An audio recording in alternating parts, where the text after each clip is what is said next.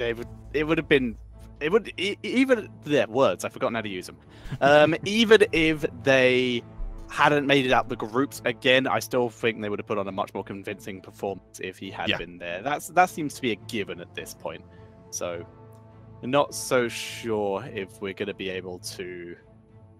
I hope we could see. Like the thing is, this ESTAR roster. So I'm having a bit of an internal torment at this point because this ESTAR roster, I would love to see go to a Worlds.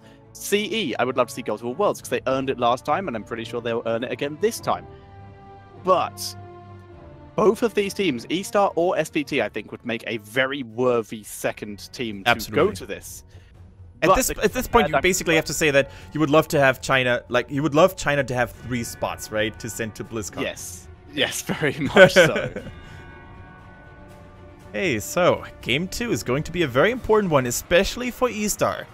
If they end up playing with a sub here, they're definitely going to have to play their A game. It's going to be so important. What map are we going to see them face on? If I were ESTAR at this point, by the way, I would probably go for the map pick. I think you don't want to give SPT the choice of the battleground again, because you could see that they know exactly how to play on their home turf. They know how to play on those maps where they feel really comfortable. They haven't lost a single game on Dragon Share, and it really showed. Yeah, and it's very similar for Battlefield of Eternity, which is why, like I said, if the theme continues, no, ESTAR pick it. Oh, mistake. Maybe not a mistake, but ESTAR do have a good win ratio. It's still a very solid map for them. But they need to. Oh wow, 100% for both teams. Actually, okay, fair enough. Let's go. It's on. Let's go. One of these teams is about to ruin a ratio. So Tetra, if both teams win 100% of the time, are we going to have an eternal battlefield with the fight just never stopping? Yeah, we're going to leave. This game is going to run forever. We're going to harness the plane for free, clean energy. I've always wanted to make that joke, and finally we saw the 100 to 100 on the perfect battleground. I like it. Yeah. Twitch chat is probably going to be face palming a lot, but I don't care. Let's see what we get. SPT getting first pick with this case because ESTAR did pick the map.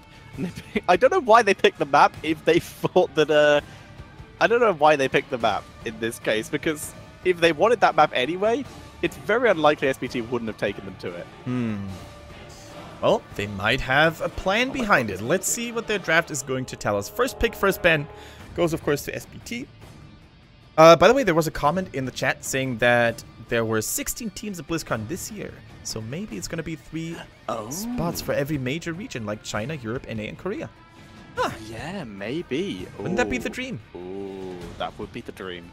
Unleash the Chinese Armada. Unleash all of them. Turns out they can only get 1 team total there because of visa issues. But only that can stop them. Indeed. So, ESTAR, what do we have? Is the Malphael worth a ban here? Absolutely. I mean, come on. You, after watching him in China, both in China and the other regions, and this is his best battleground after all, one of his most impactful ones. You just need to get rid of him, especially when you're not first pick, which ESTAR is not in this draft. They just need to get rid of it. If you don't want to get rid of it, why would you risk losing a game potentially just by playing against a hero you lost miserably to in the first game? I mean, sure, they could get the Genji, but is a Genji as scary as a Malthael? I don't think so.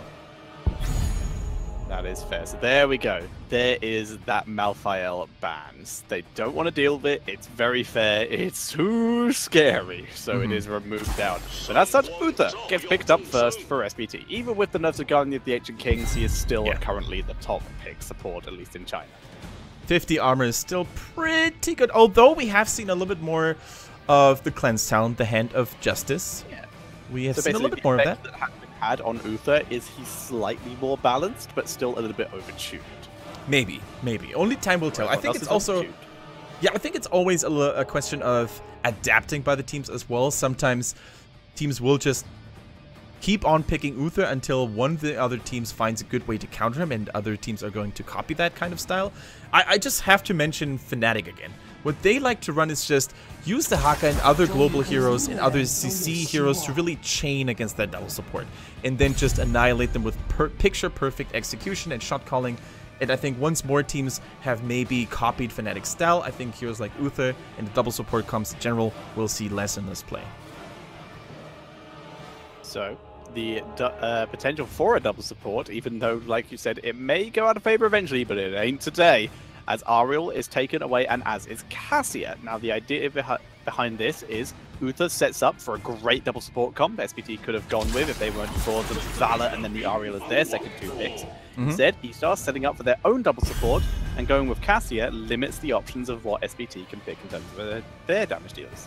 Speaking of supports and the impact supports have had on the meta for a long time now, we're going to have a new support in the Nexus very soon. It is going to be Admiral Stukov. And Tetra, I know that you're a fellow support main. How excited were you when you saw the trailer for the first time? I was very excited. I was lucky enough at the Blizzard offices to get a little bit of a hint as to what he was like before the trailer was released. Okay. But it was still, I didn't see any visuals or anything like that of him. Second that trailer came out, second I saw that arm, oh my god. Oh my god, I had no idea. This is a thing that happens now. It's going to be so good. I mean, Stukov himself is going to be a top tier support. I have no doubts about that. Unless, of course, his numbers aren't really that overwhelming. But in terms of his healing, game-changing heroics, he has silence. He has an AoE silence. Yep. Yeah.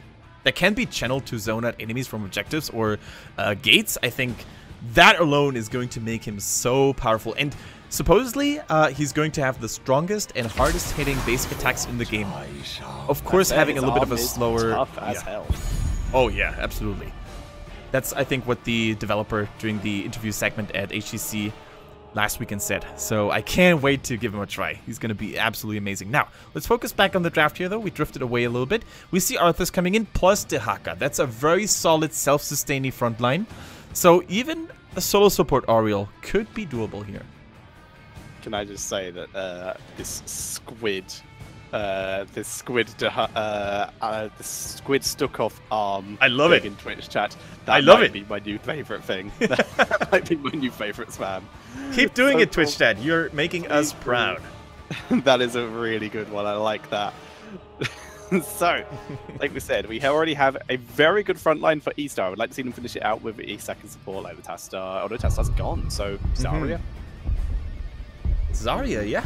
I mean, it worked flawlessly for Soa multiple times now, and I think Zarya is definitely here that, you know, she hasn't been touched in... Oh my god, that's an SPT exclusive. Artanis, baby, has been deployed alongside Jaina.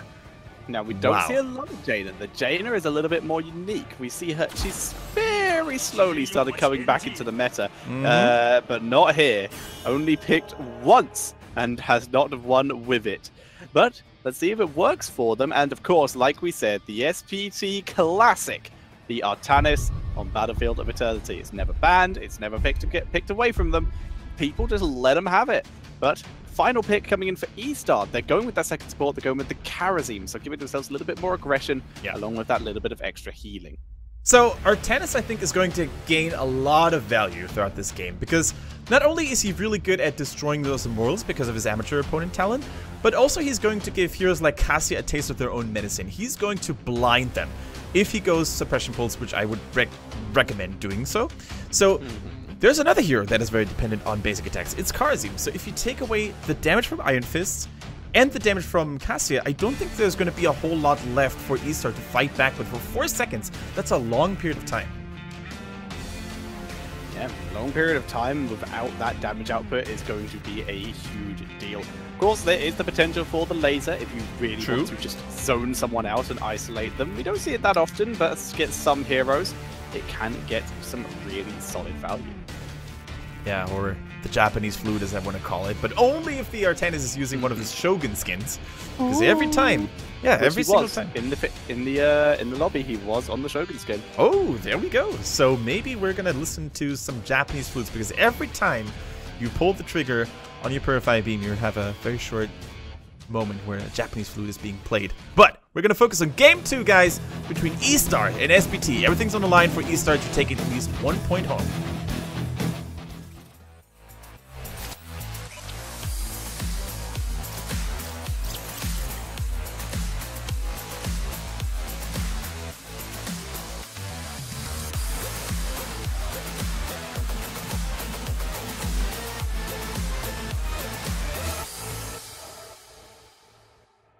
Alright, ladies and gentlemen, on the left-hand side, we see the team in the blue, known as ESTAR, fighting for their lives in this series. They need those points.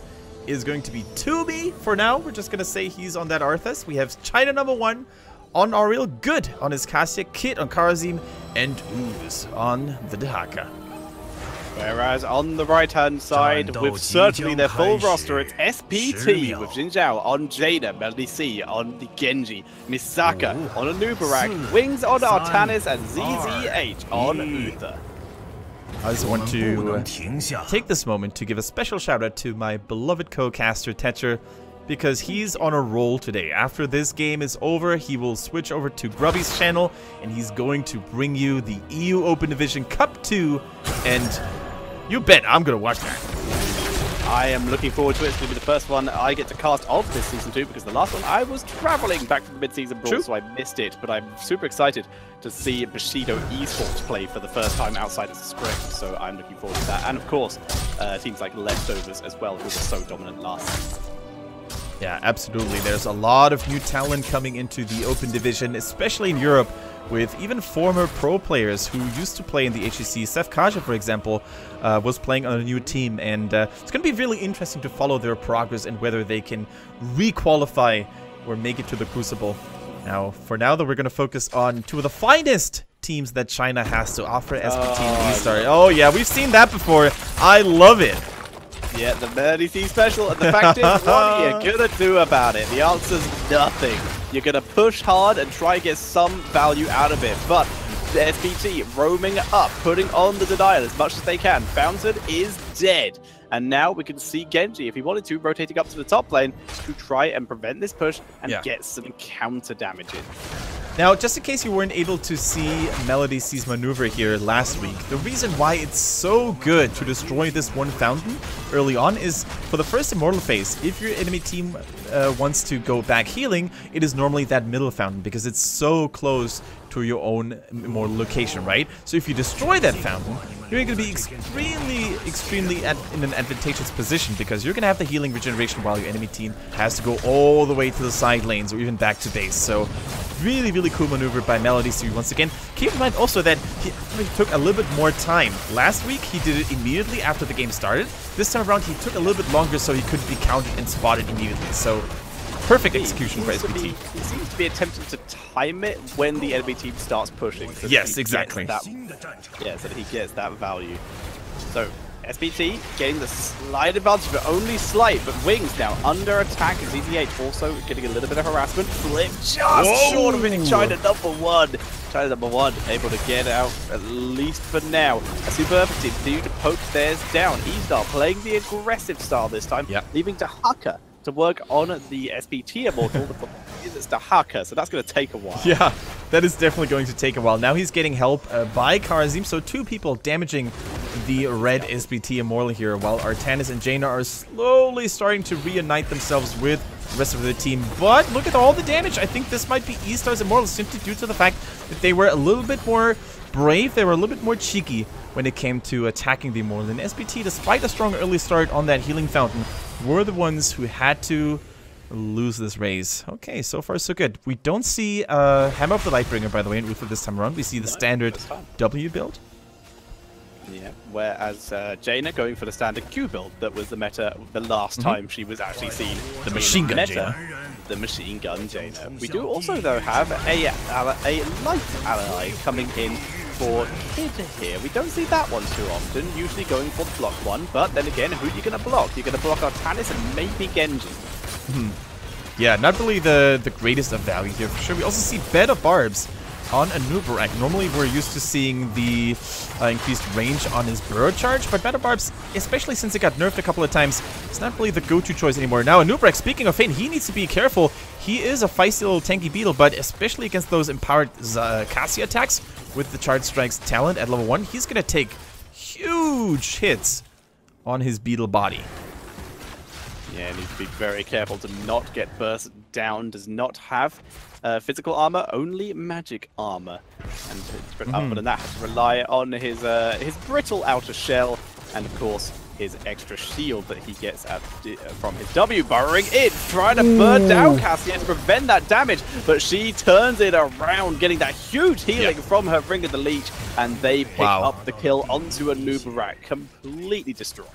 So here was what SPT was trying to do. They were trying to set up a kill and blow anyone up. In this case, it was Cassia within milliseconds, right? With the Jaina burst, the Uther stun, the Genji burst as well following up.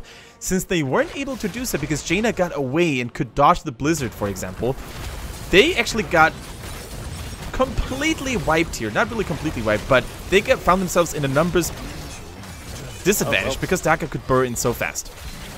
Yeah, well, they get the counter kill though. SPT able to pick up Karazim, who dived in deep for another kill. Now it's Ariel they want, and they get a nice blade dash there by Wings, who is not going to push any further, just relying on the rest of his team to pick up yet another kill.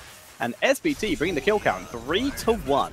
Yeah, they paid it back in blood and getting 2 kills themselves now against ESTAR, and that's exactly what they needed. I think the timing for their kills was actually slightly better because it was shortly before the second Immortal phase was about to commence, right? So ESTAR is probably not going to have every single team member to defend, but also SPT, they were like, okay, let's not rush things, guys. It's more important to refill our health and mana bars rather than just rushing into the Immortal only to draw back later, because the enemies, they're all going to come back fully rejuvenated and refreshed out of their base. So I really, really like this patient move by SPT now that I think of it. Nice claiming strike there by Ariel, preventing Anubarak from coming in any further. And Cassia getting stunned up. There's the Immortal stun. Good body blocking there. And as such, she is killed off. Very nice play. Now Genji moving on to the Arthurs. Trying to kill him off. Instead gets turned off. But barely survives. Last second save here. Melody C has his Swift Strike ready. Now also continues to poke from a safe distance with his Shuriken. Uther in trouble though, but the Jaina slow is helping out, and Artanis is now only joining the fray. Is he going to make an impact here? He's probably going to get a swap here. Nice damage as well, and that's a 2-for-1 in favor of SPT. Great.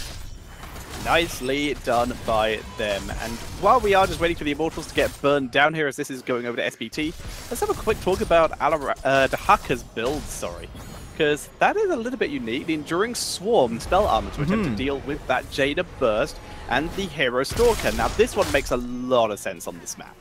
Yeah, the cooldown reduction, of course, on your tongue whenever you land a basic attack is just super solid.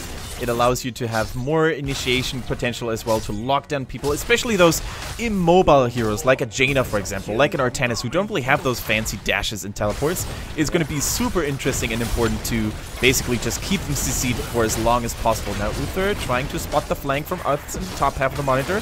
Nice swap here on the Cassia, but no follow-up yet. Not able to burn her down. Uther just completed his quest, or at least part of it.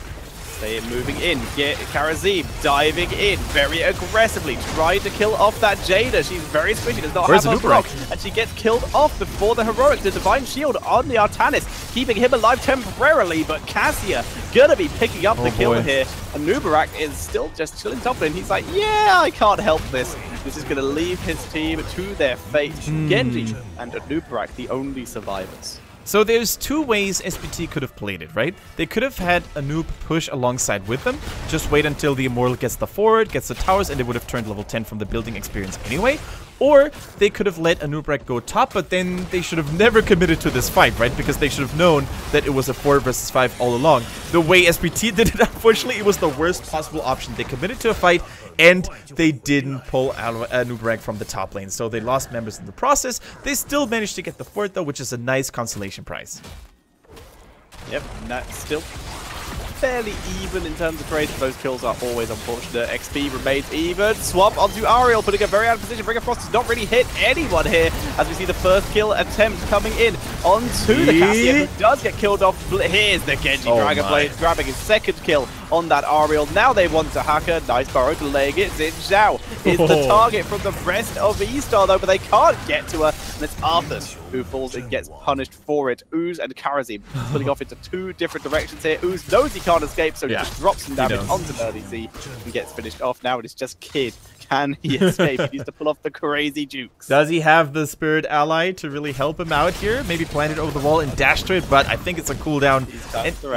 Yeah. Even if he had gotten it, there's no way for him to escape, most likely. The Beetle finishes the job here, and that teamfight was really, really fun to watch because Jaina was the focus target. I think that was the right call by ESTAR. She's normally very easy to pop, but then SPT's frontline grouped up around her, and it was almost like in American football. Jaina the quarterback and the big defense, you know, defense line in front of her is trying to keep him safe, or her safe in that case. So really, really nice body blocking by SPT. Indeed, very, very nicely done there. Jaina does not have her frost armor or anything like that, any kind of protection at all except for her allies, and her allies did a marvelous job there to keep her alive. And also, very cool move by SPT. They actually did chase down Karazi, but they didn't overcommit to it because they would much rather stagger the death. So really nice move by them. Didn't get as much value as I expect they would have liked. Flip onto Ariel. Ringer Frost gets her. Aegis will delay the kill for now, but the blinding comes in and prevents any damage coming in from ESTAR at all, as they get completely shredded. The Dragon Blade doing so much damage, but this time SPT. They're holding! Coming in, the Ariel healing as Ariel survived. They turn it round. Melody C though survived the onslaught of good and good. Oh! Won't fall. There we go. Finally, Melody C finishing it off, and Melody C dropping solo himself. It's a 2 for 3 right now. Down goes Kid though, and that finally is the fight going in favor of ESTAR, but of SPT. But great fight put up there by ESTAR. A constant back and forth. Those Oriole seals, as you said, Tetcher, were just what kept ESTAR alive for so long. The palm was good too. The Spirit Ally providing additional healing, and it really took SPT so long to finally get rid of them. And that Karazim also had so much value, actually killing the Jaina. So many cool things going on here, but look at that Dragon Blade. In and out, and getting all that AoE damage for even Oriole being too much to heal. And like you called, Ariel protecting herself with the Aegis by Uther and by Artanis in a second by the looks of it. But yeah, the Aegis keeping Ariel alive for a bit and then followed up by the beautiful Divine Palm. And that's really what saved ESTAR that fight. What saved ESTAR this fight is getting the pick onto Uther, then Artanis. Nicely done. Yeah. And even though the the Immortal does go over to SPT, that's still a little bit less pressure. They have one less hero to worry about, as Uther will be back in time to really join up with whatever push happens. And that's actually that's the best case scenario when you're not fortunate enough to get the Immortal for yourselves. You just want to at least take a lot of pushing power away from the enemy team. So getting those 2 kills here was really vital for ESTAR, and I love what SPT is doing. They realized that they can't really push with Immortal anymore because they just lose 2 heroes, so they're gonna apply pressure elsewhere, and only the Haka here to really defend that in time. And guess what? Against the Jaina and the Genji, they're gonna have a hard time defending. Saka very aggressively soaking here, right behind the Immortal, putting himself in lots of danger, but able to play it nice and safe. Cassia getting stunned up by the Immortal there, less than ideal. But now SPT finally able to regroup. They are as 5 again as Artanis does return. All they need now is 16. They just need to be a little bit more patient. There we go. Talent advantage secured. Where are they going to choose here? Benediction for Uther. We saw triple strike an amateur opponent for Artanis. He can now shred Artanis and Haka much more easily. And Epicenter, yeah, okay. And is that Numbing Blast for Jaina? I believe it is. I will double check for you while we see ESTAR continuing to push up the lane. Careful now, good stun by a noob, but no follow-up. No one was in range this time. Yeah, let me just double check on that talent. It is the Numbing Blast. Yeah, the Northern Exposure has a little bit more of a blue tint to the icon here. So the Numbing Blast provides more crowd control. It also adds a nice root. And against heroes like Cassia, you want them to stand still, right? So her trait doesn't get any value. So I like the thought process here behind the Numbing Blast. Indeed, you got to try and get some lockdown. Dahaka right now, soaking his team, trying to get them to level 16 as well, but there's not even a level 50. It's a long way to go, yeah. Really relying on his team to put up a stellar defense here. The keep goes down. That's a good push here, which is exactly what he does, trying to find that Artanis, who flips him out once again. Cocoon already dropped. Cocoon killed off so quickly by Arthas. In comes the good blind from Artanis. Aegis, once again, this time keeping the Dahaka alive. They turn it around. All of that healing, the Dragon Blade is shredding through the members of ESTAR. They're all still alive except for Arthas. He unfortunately fell. Oriel is now going to say peace out as well. And it was so close on the Cassia, but they're now cleaning her up. Melody sees on a rampage here, going for kill after kill. Doesn't even need the Divine Shield during the team fight. He gets it now as a piece of cake on the icing of the cake here. In fantastic full team wipe, and SPT takes game number 2 in absolutely dominant fashion. The core falls down to 25-20. There's no team members left for ESTAR to defend it. And 2-0 is the end of the game here for SPT. And they're making sure that even the last non-believer now has them on the radar, because they are here to make a claim for the Chinese championship title. That is a huge deal. That is game-changing at the top of the table. SPT taking the lead. It really comes down to who, in terms of who comes to the top of the table now. What happens when CE will meet up with SPT, which I'm going to check when it's happening, because for starters, that's going to be a spectacular series. But for seconds, that's, like we said, going to be hugely important as to what our scores are. When is that happening?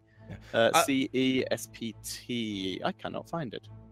By the way, I think we just have had confirmation that ESTAR did indeed play with a sub on the Teriel role in the game, in the first game, and Toomey obviously seems to be sick, because the one guy for the last handshake there didn't wear an ESTAR jersey, and I think that's a pretty obvious indicator of a sub being used. So was this the ESTAR in full strength? I don't think so. Did SPT look indomitable still? I think yes. And I'm not sure if Toomey could have made a big difference.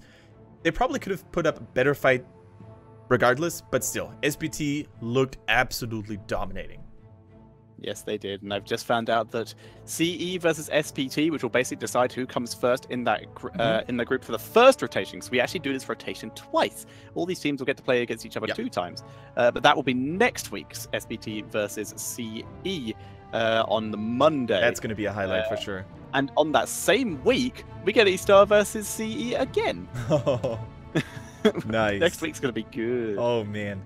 As if Chinese HGC could get any better, because I gotta say, with the exception of Wukong Gaming NC, well, we got a new record there anyway, so every single series we've had today was an absolute highlight. You could see clutch games in the first 2, both ending 1-1.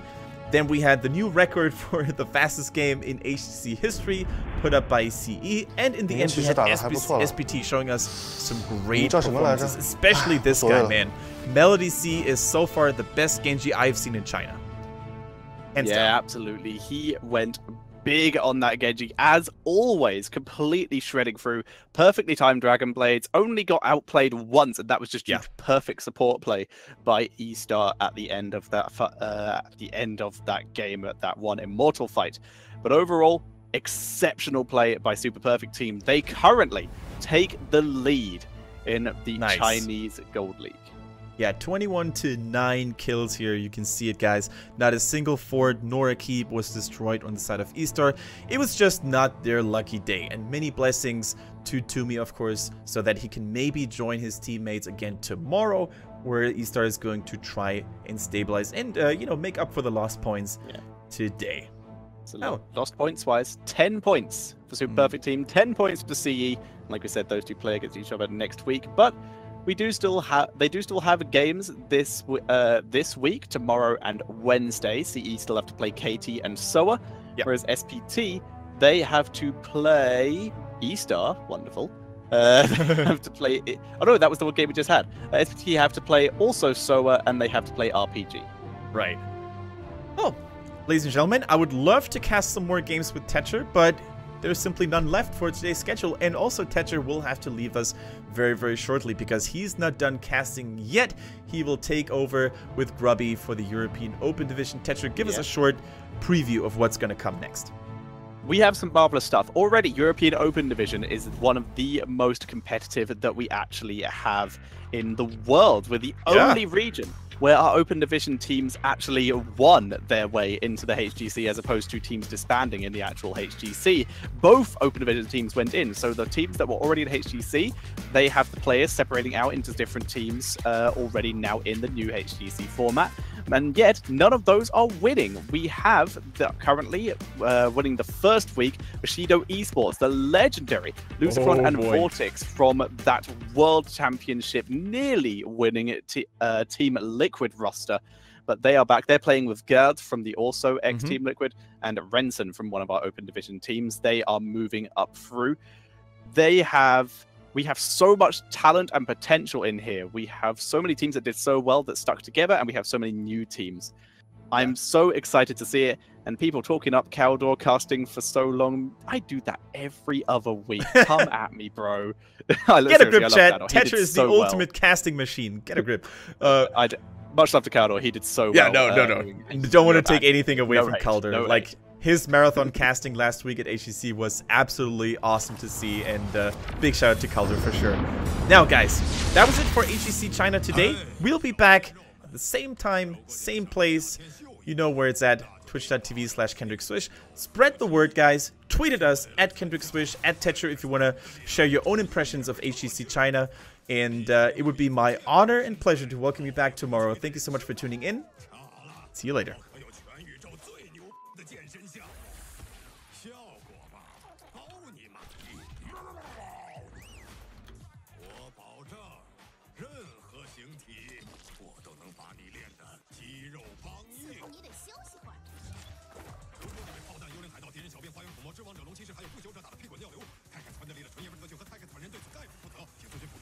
是否适合参加纯爷们特训？一旦参加概不退款。